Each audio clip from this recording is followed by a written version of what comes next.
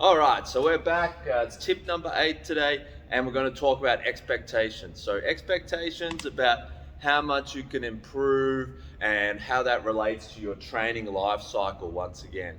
So, when you're a beginner in your training, you're going to make very clear and quite large improvements.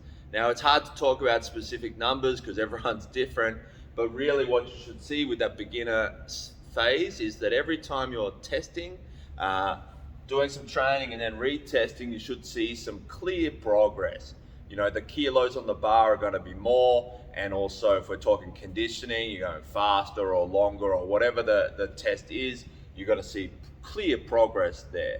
And that should continue quite often during or every time during your beginner phase of training, as long as you're starting off reasonable and then just, literal step-by-step progression through there. But as you can sort of see here on the chart, that the intermediate and expert stage, things start to level off a little bit, and you're not going to get those same big jumps. There might even be the occasional test where you're not improving due to some external factors. Now, there's maybe the training cycle was a bit off, or of course things like illness or just some setbacks or whatever is occurring there. And that starts to have a much bigger influence when you're in those intermediate and certainly beyond phases. Because now it's more challenging to improve, which has been the whole theme so far, is that the details become more important. So if something is slightly off, it's going to affect that result. However, if things are on target, you're still going to be making a little bit smaller gains. And again, we're not going to talk specific numbers here, but it's not going to be this like 20, 30, 40% jump like it might have been in the beginner phase. It's just not realistic, because otherwise, everyone would be setting world records in their 5th year of training, and it just doesn't happen like that. So really what the mindset needs to be is that we want to make sure that we give a clear test, and then when we retest, we're just hoping to keep some progress going. If the training block in the middle was well achieved and everything went kind of as planned, then hopefully we're going to see those numbers. But also, what is realistic here is if you have a very disrupted training block for whatever reason, then the retest numbers might not improve, and that can be, of course, frustrating.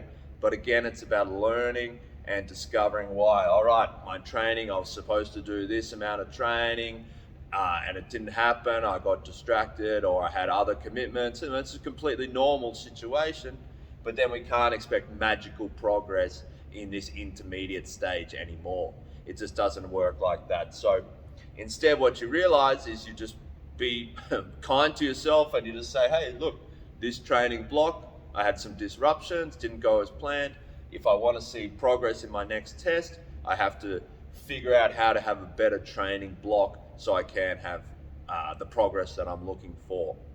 And as we move along this life cycle here, move into further and further, another thing and the final point to consider is that the schedule of these things, test, training, and test, will start to spread out. You're not going to be testing every few weeks when you're an intermediate or advanced trainer. You're going to spread those tests out and maybe only test, once a year, or in some of the cases, something like a deadlift. I mean, you're certainly not going to be testing your maximum deadlift every month. You want to spread that out, give yourself a chance to train and get adaptions. And that's another thing to be realistic about, that just the time frame is going to spread out between the tests.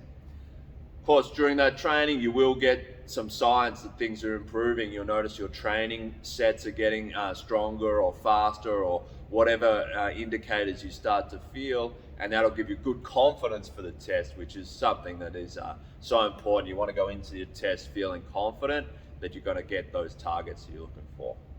All right, but that was the main point today, is just to understand how the expectations of the training and testing will go as your life cycle in the training continues on.